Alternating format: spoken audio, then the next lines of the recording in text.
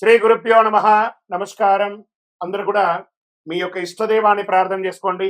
మీ తల్లిదండ్రులకి ప్రార్థన చేసుకోండి. నూతన సంవత్సరాన్ని ప్రారంభిస్తున్నాం.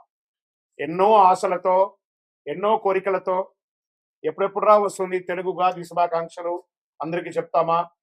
ఈ ఉగాది సంవత్సరం నాకు ఎలా ఉండబోతుంది, నా జీవితం ఎలా ఉండబోతుంది, ప్రపంచం ఎలా ఉండబోతుంది, ఆర్థికం ఎలా ఉండబోతుంది, వ్యవసాయం ఎలా ఉండబోతుంది, జీవితాలు ఎలా ఉండబోతున్నాయి, విద్యలు ఎలా ఉండబోతున్నాయి, వర్షాలు ఎలా ఉండబోతున్నాయి, రాజకీయం ఎలా ఉండబోతున్నాయి అని ప్రతి ఒక్కరికి ఒక క్వశ్చన్ మార్క్స్ ఎప్పుడు ఉగాది కోసం ఎదురు చూస్తూ ఉన్నటువంటి మా ప్రేక్షక మిత్రులందరికీ కూడా పేరు పేరున శుభాకాంక్షలు. ఇప్పటి వరకు మా యొక్క ఛానల్ని ఆరాధిస్తూ,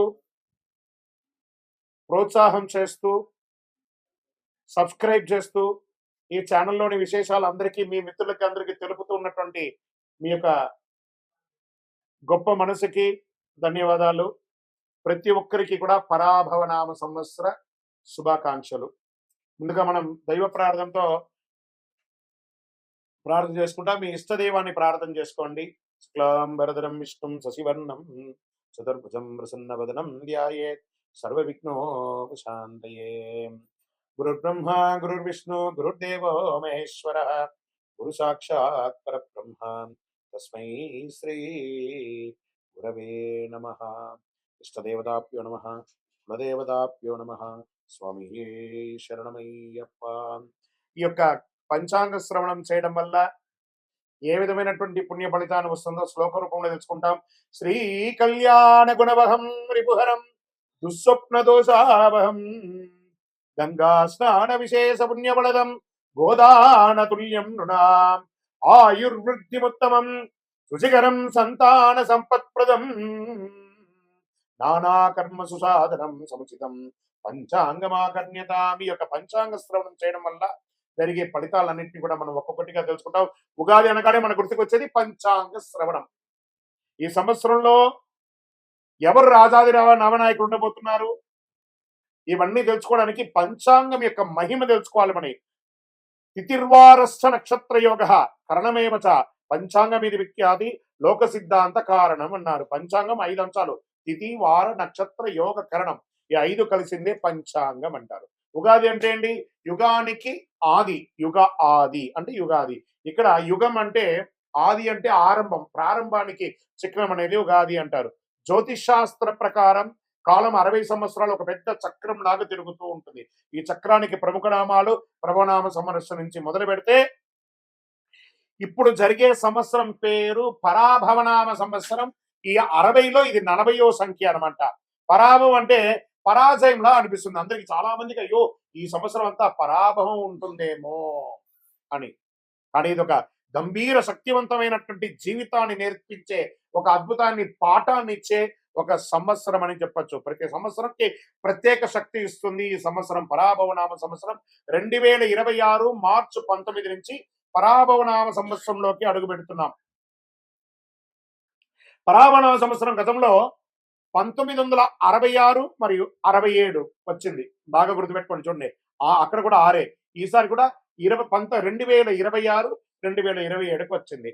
బ్రహ్మకల్పం ఆరంభమై రోజే ప్రభవ సంవత్సరం అంటారు. మొదటి ఋతువు వసంతం, మొదటి తిథి పాడ్యమి, మొదటి వారం ఆదివారం. ఆ రోజు సృష్టి ప్రారంభమైంది. అందుకే సూర్యోదయానికి తిథి ఉన్న రోజు ఉగాదిగా జరుపుకుంటాము. ఉగస్య ఆది ఉగాది అన్నారు. ఉగ అంటే నక్షత్ర గమనం. నక్షత్ర గమనానికి ఆరంభం ఉగాది అని అర్థం. దీన్ని బ్రహ్మదేవుడికి పగలు అంటే ఇది ఎన్ని చెప్పచ్చు? 4, 3, 2, 1, 2, 3, 4, 5, 6, 7 సున్నాలు కలిపిన అంటే సుమారుగా ఎన్నో కోట్ల సంవత్సరాలుగా ఉండి రాత్రి కూడా అంతే. ఓవరాల్ గా సృష్టికి ఒక రోజు అంటే 8, 6, 4, 0, 0, 0, 0, 0, 0 సంవత్సరాలు. ఇలా 360 రోజులు పూర్తయితే బ్రహ్మకు ఏడాది గడిచినట్టు. ఇలా బ్రహ్మకు 100 ఏళ్ల ఆయుష్ అని చెప్పారంటే ఊహించుకోండి. ఇప్పటి వరకు 6 బ్రహ్మలు సృష్టికర్తను పూర్తి చేశారు. ప్రస్తుతం 7వ బ్రహ్మ ద్వితీయ పరార్థంలో ఉన్నారు.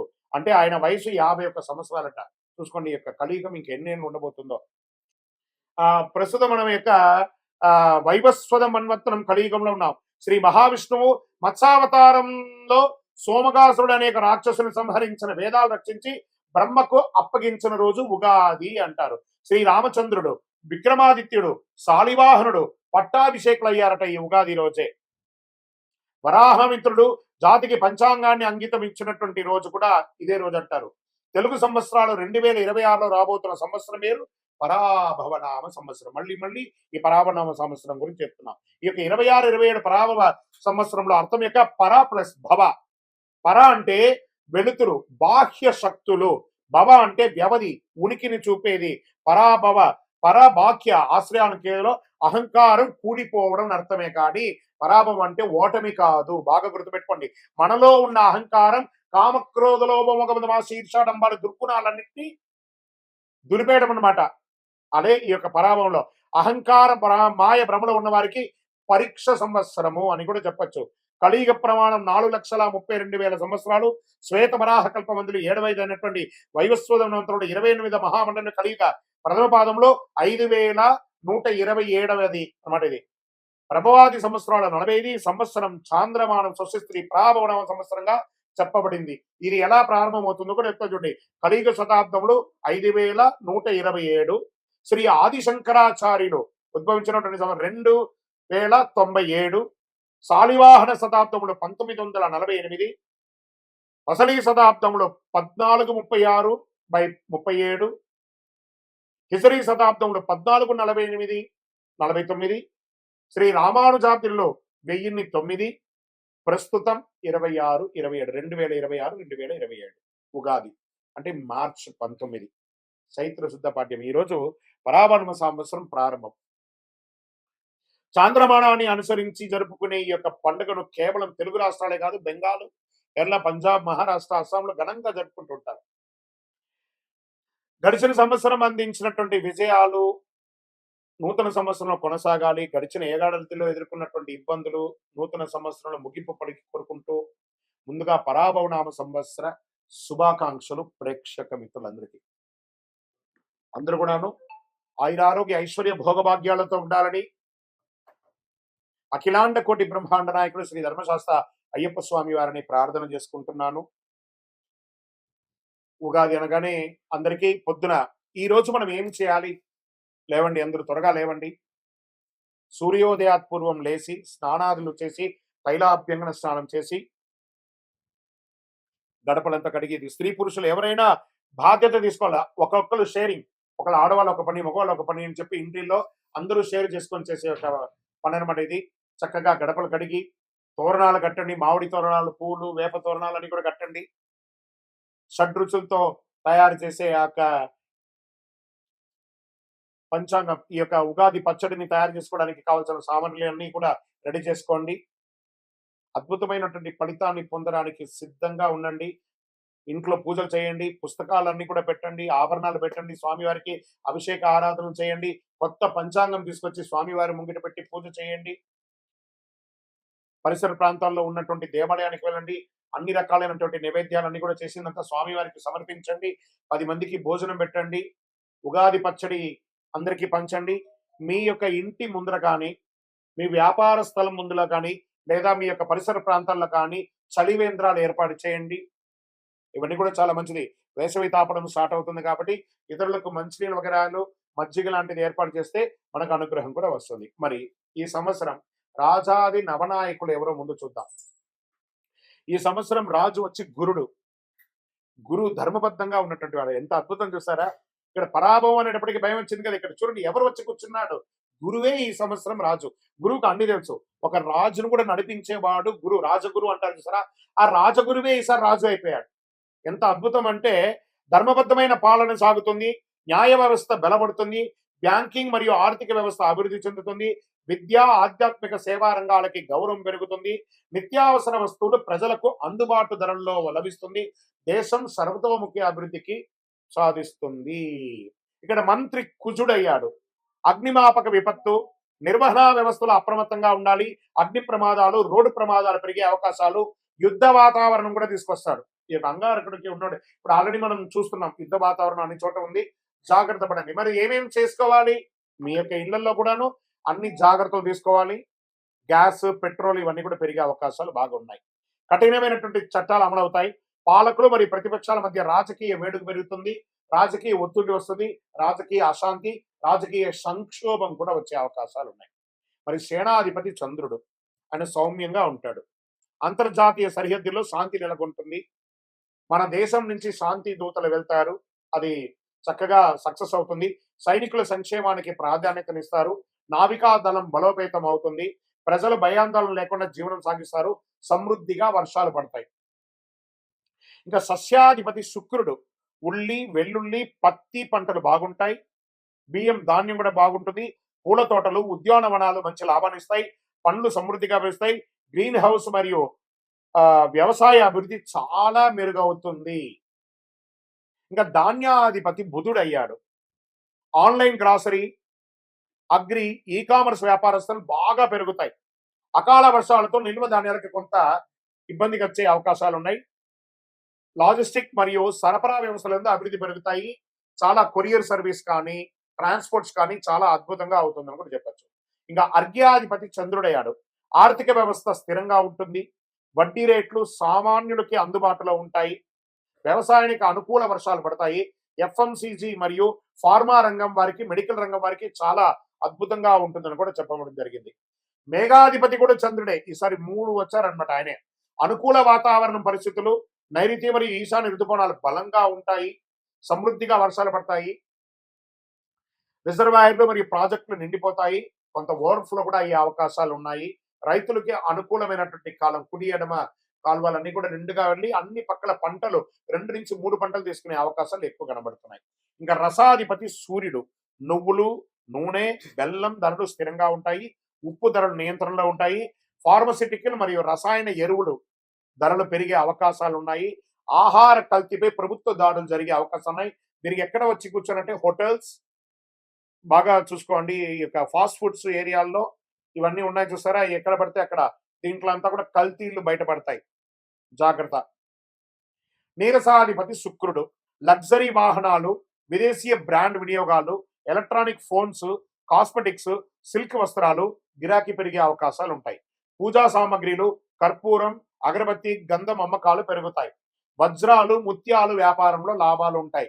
గోల్డ్ అండ్ సిల్వర్ లో మిశ్రమంగా ఉంటుంది. ఇంకా రాజాది ఉపనాయకులు ఉన్నారు. వారి ఫలితాలు పంచాంగ శ్రవణంలో కేవలం నవనాయకులకే కాకుండా ఉపనాయకులు కూడా చాలా ముఖ్యమైనది. ఇది ఆధారంగా దేశంలో వాణిజ్యం, ప్రజల జీవన విధానం, ఆరోగ్యం, వర్షాలు, మార్కెట్ పరిస్థితులు ఎలా ఉండబోతాయో తెలుసుకుంటాం మనం. పశుకాలకాధిపతి ఎవరైనా ఉన్నారంటే చంద్రుడు. ఈసారి చంద్రుడికి చాలా అవకాశాలు ఉన్నాయి. పశు సంపద అభివృద్ధి చెందుతుంది. పాల ఉత్పత్తి, డైరీస్ పెరుగుతుంది. డైరీ పరిశ్రమ చాలా లాభాల్లో ఉంటుంది. రైతులకి ఆదాయం పెరుగుతుంది. ఇంకా వనాధిపతి శుక్రుడు. అడవుల అభివృద్ధి, ఔషధ మొక్కల ఉత్పత్తి, ఆయుర్వేద పరిశ్రమలో అభివృద్ధి అయ్యే అవకాశాలు బాగా ఉన్నాయి. ఇంకా మళ్ళీ జలాధిపతి చంద్రుడు. నీటి వనరులు సమృద్ధిగా ఉంటాయి. చేపల పెంపకం, రొయ్యల పెంపకము, ఎక్స్పోర్ట్స్ ఇవన్నీ కూడా కలిసి వస్తాయి. జల వనరులపై ఆధారపడిన వ్యాపారాలన్నీ కూడా ఈ యొక్క సీలో వెళ్ళే యొక్క షిప్పింగ్, ఇవన్నీ షిప్ యార్డ్స్, లేదా ఈ రసాయన సంబంధించిన ఎక్స్పోర్ట్స్ ఇవన్నీ కూడా బాగా కలిసి వస్తుంది. వాణిజ్యాధిపతి బుధుడు. వాణిజ్యం అభివృద్ధి చెందడానికి ఈ కామర్స్ వ్యాపారాలు పెరుగుతాయి. స్టార్టప్ కంపెనీస్ బాగా అభివృద్ధి చెందుతాయి. మల్టిపుల్ ఫండర్స్ వచ్చి ఇన్వెస్ట్ చేసే అవకాశాలు ఎక్కువ ఉన్నాయి. మళ్ళీ కర్షకాధిపతి చంద్రుడు. రైతులకు అనుకూల వాతావరణం, పంటలు మంచి దిగుబడి వస్తాయి. వ్యవసాయ రంగంలో చాలా అభివృద్ధి ఉంటాయి. ఇంకా వర్షాధిపతి చంద్రుడు. చంద్రుడికే చాలా అవకాశాలు ఉన్నాయి. మళ్ళీ మళ్ళీ చెప్తున్నాను. సమృద్ధిగా వర్షాలు పడతాయి. నీటి నిల్వలు పెరుగుతాయి. ప్రాజెక్టులు నిండుతాయి. ప్రజల్లో ధర్మభావన. ప్రజాధిపతి గురుడు. చూడండి, మళ్ళీ గురుడు ప్రజాధిపతి అయిపోయాడు.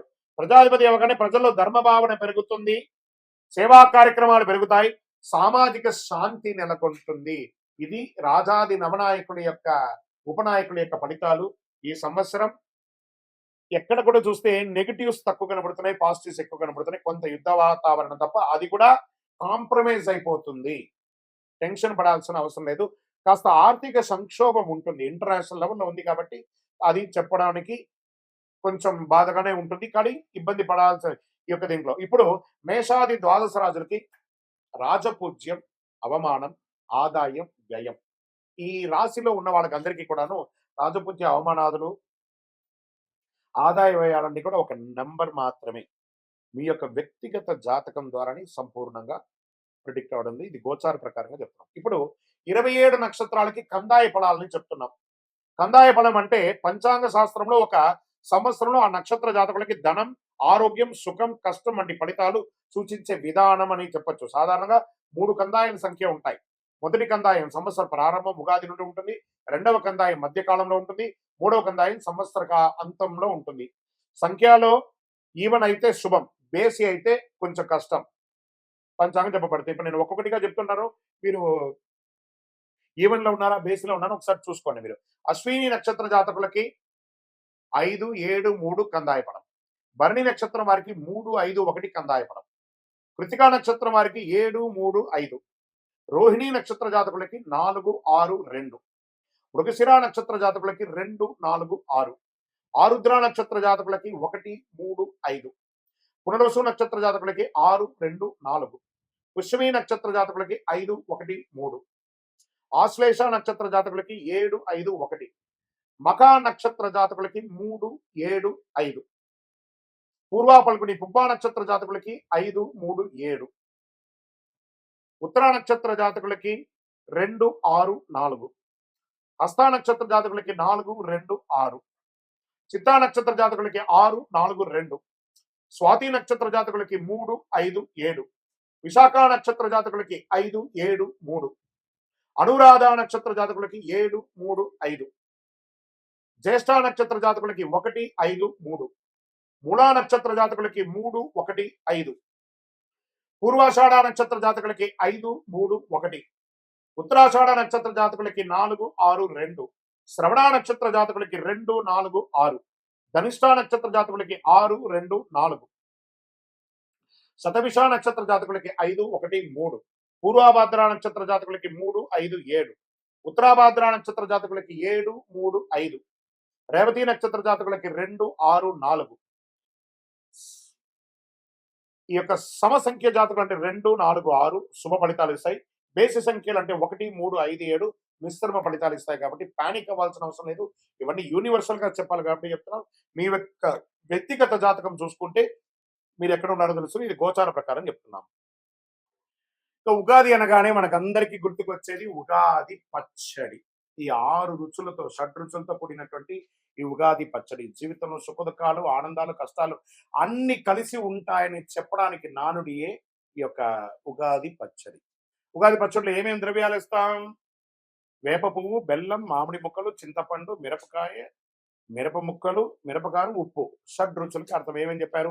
వేప పువ్వు చెడు దుఃఖాన్ని తీసేస్తుంది.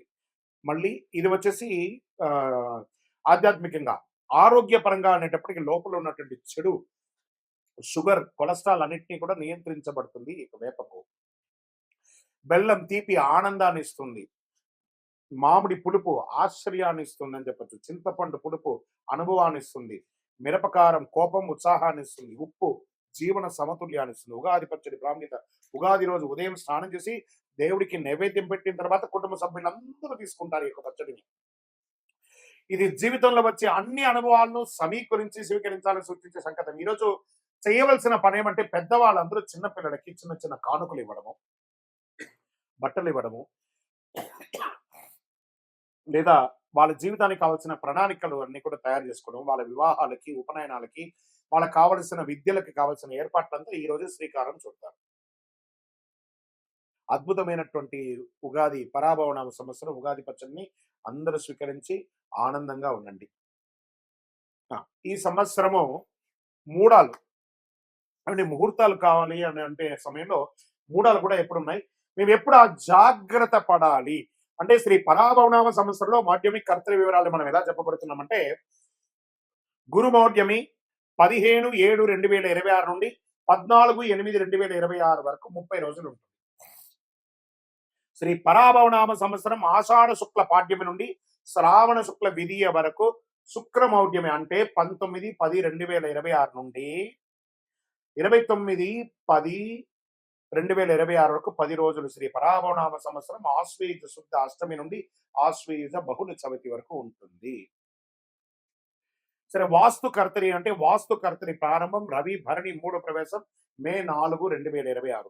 వాస్తు కర్తరి పరిసమాప్తం రోహిణి 2 ప్రవేశం మే 29వ తారీఖు అని చెప్పారు. తులారాశి వారికి రాజపూజ్యం 6, అవమానం 3, ఆదాయం 5, వ్యయం 4. తీపి ఎక్కువ ఉంది కదా. శ్రీ పరాభవనామ సంవత్సరంలో తులారాశి మిత్రులారా మీకు ఎలా ఉండబోతుంది అని చూడబోతున్నాం. ముందుగా మీకు తులారాశి మిత్రులందరికీ కూడా శుభాకాంక్షలు. గత ఎన్నో ఏళ్లుగా బాధపడుతున్నటువంటి మీకు ఎప్పుడురా నాకు మంచి రోజులు రాబోతున్నాయి, నా జీవితం ఇంతేనా అనే ఒక క్వశ్చన్ మార్క్ లో ఉన్నారు కదా. తులా అంటే తక్కిడి, ఒకసారి వంగుతుంది, ఒకసారి లేస్తుంది, ఒక పక్క కష్టం, ఒక పక్క లాభం. ఇది ఎప్పుడు సమానంగా ఎప్పుడు అవుతుంది గురుగారు, మా జీవితం అంతా పైకి కిందికేనా? Get ready. శ్రీ పరాభవన సంవత్సరంలో అద్భుతాలు చూడబోతున్నారు తులారాశి వారు. క్రమంగా అభివృద్ధి తీసుకొచ్చే ఒక గొప్ప సంవత్సరం ప్రారంభంలో చిన్న చిన్న ఆటంకాలు ఉన్న సంవత్సరం మధ్య అవకాశాలు వస్తాయి, మీరు సాధిస్తారు తులారాశి మిత్రులారా.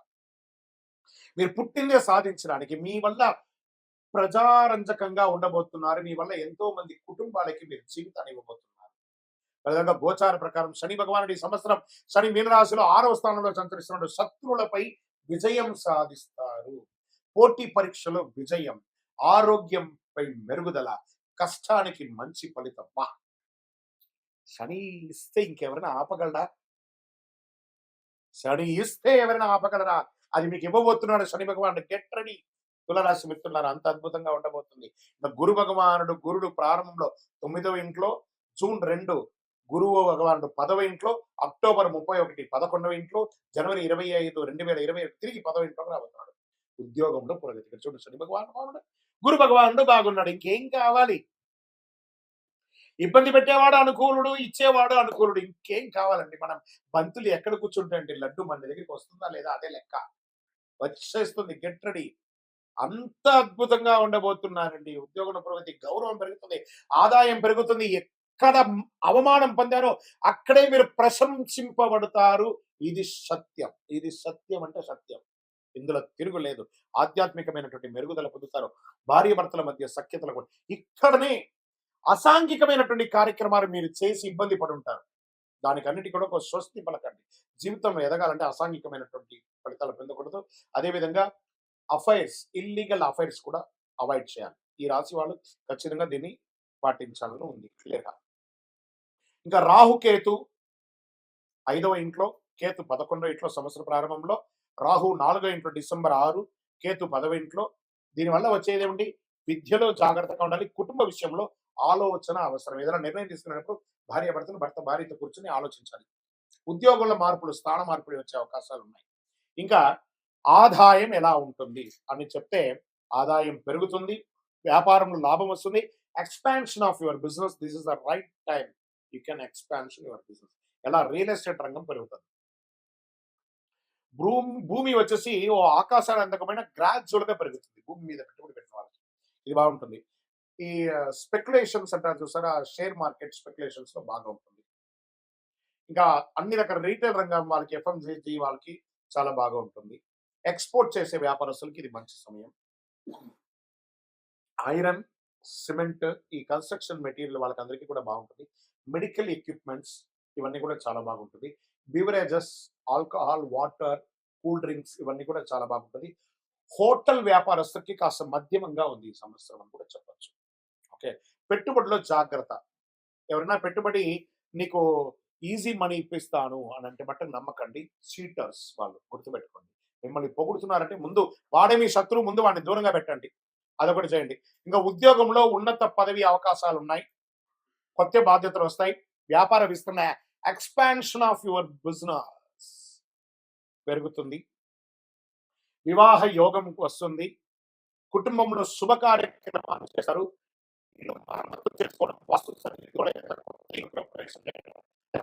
భూమి పూజ చేయడం లేదా రిజిస్ట్రేషన్ చేసుకోవడం, ఎన్నో రోజులుగా ఆగినటువంటి పర్మిషన్స్ అంతా కూడా ఎంత బాగుంది చూడండి. ప్రయాణాలు ఎంత గెట్టడి. వరల్డ్ టూర్కి వెళ్దామా తులారాశి మిత్రులారా? Get ready. మీకు ఇది ఒక మంచి సమయం వచ్చేస్తుంది. వరల్డ్ టూర్ వెళ్ళొచ్చు, ఉద్యోగానికి వెళ్ళొచ్చు, వ్యాపారానికి వెళ్ళొచ్చు, ఎన్నెన్నో, లేదా మీ ఉత్పాదన కోసం వెళ్ళొచ్చు, ఇండస్ట్రియల్ టూర్ వెళ్ళొచ్చు, భార్యాభర్తలు కలిసి విలాసంగా వెళ్ళొచ్చు, అద్భుతంగా మీరు ఇండివిజువల్ గా వెళ్ళొచ్చు. ఎంజాయ్ చేస్తారు లైఫ్ ని తులారాశి వారికి. అందుకని అసాంఘికమైన ఎంజాయ్ కాదు, ఒక అనుకూలమైనటువంటి ప్రయాణాలు చేస్తారు. విదేశాల్లో ఉద్యోగం చేస్తున్నటువంటి వారికి కూడా ఎన్నో రోజులుగా వీసా ఇబ్బంది పడ్డ వాళ్ళకందరికీ this the right time. Get ready. ఆరోగ్యం సాధారణంగా ఇబ్బంది ఏమి లేదు. ఈ సంవత్సరం ఆరోగ్యం కూడా మీకు అనుకూలిస్తుందండి. అంతకంటే ఏం కావాలి? ఆహార నియమం మాత్రం కాస్త అవసరం. షూరిటీ సంతకాలు పెట్టేటప్పుడు, వాహనం నడిపేటప్పుడు మాత్రం కాస్త జాగ్రత్త. మరి ఈ సంవత్సరం నక్షత్రాల వారీగా తులారాశి వాళ్ళకి ఎలా ఉంది అంటే, చిత్తా నక్షత్రం 3, 4 వాళ్ళకి ఉద్యోగ పురోగతి, గౌరవం, కొత్త అవకాశాలు, రాజకీయ అభివృద్ధి. స్వాతి నక్షత్రాల వ్యాపార లాభం, విదేశీ అవకాశం, కొత్త పరిచయం, రియల్ ఎస్టేట్ అభివృద్ధి. విశాఖ నక్షత్రం 1, 2, 3 పాదాలకి ధనలాభం, కుటుంబ సౌఖ్యం, పదోన్నతి, రాజకీయాల అభివృద్ధి, విదేశాల్లో ఉన్న వాళ్ళకి విసా ప్రాబ్లం అంతా తొలగిపోవడం. మరి ఈ సంవత్సరం అదృష్ట సంఖ్య 6, 8, 9. అదృష్ట రోజులు శుక్రవారం, బుధవారం. అదృష్ట రంగులు తెలుపు మరియు నీలం మరియు గోల్డ్ రంగులు. ఈ సంవత్సరం చేయవలసినటువంటి పరిహారాలు అంటే చండీ సప్తసతి పారాయణం చేయండి, లక్ష్మీ పూజ చేయండి, అమ్మవారి ఆరాధన ఎక్కువ చేయండి, ఎంత వీలుంటే అంత దుర్గాదేవికి ప్రార్థన చేయండి, గో పూజ చేయండి, పేద పిల్లలకి పుస్తకాలు అవన్నీ కూడా దానం వేయండి, వస్త్ర దానం ఇవ్వండి. 9 అనే ఒక నంబర్ గల నలుపు రంగు గల చెప్పులు ఒక పేదవాళ్ళకి, అది స్త్రీ పురుషులు ఎవరైనా వాళ్ళకి దానం ఇయ్యండి ఒక పేదవాళ్ళకి. వ్యవసాయదారులకైతే ఎంత అద్భుతంగా ఉందో తెలుసా ఈ సంవత్సరం. ఇంకా ప్రింటింగ్, ఎలక్ట్రానిక్ మీడియా వాళ్ళకి కూడా చాలా చాలా చాలా గొప్పగా ఉందండి. ఇక విద్యార్థులు మీరు చదవాలనుకున్న యూనివర్సిటీని ఎంచుకోండి, అద్భుతంగా ఉంటారు. ఇంకను సకల దోషాలు తొలగి ఆనందంగా ఉండడానికి మీ వయస్సు ఎంత ఉందో అన్ని ఒత్తులతో దీపం వెలిగించండి. ఇంకా అద్భుతమైనటువంటి ఒక పరిహారంగా అతి శక్తివంతమైనటువంటి 48 రోజులు పూజ చేసినటువంటి ఈ కరుంగాలి మాల ధరించండి. దోషాలు తొలగుతుంది, నరదృష్టి తొలగుతుంది, అన్ని అపవాదులు తొలగుతాయి. ఆరోగ్యంగా ఉంటారు. ఇంకనూ మీ వ్యక్తిగత జాతకానికి మీ పరిసర ప్రాంతాల్లో ఉన్నటువంటి సద్గురువుల్ని సంప్రదించి వారి దగ్గరికి వెళ్ళి ఈ కొత్త సంవత్సరంలో ఎలా ఉందని తెలుసుకోవడం ఒక నానుడి. కాబట్టి వెళ్ళి తెలుసుకోండి. లేదా మా దగ్గరే తెలుసుకోవాలనుకుంటే మా డిస్‌ప్లేలో కనబడుతున్నటువంటి నంబర్‌కి మీ పేరు, date of birth, time of birth, place of birth WhatsApp చేయండి. కాల్ చేయకండి. మా అడ్మిన్స్ మీకు రిప్లై ఇస్తారు. విజయోస్తు.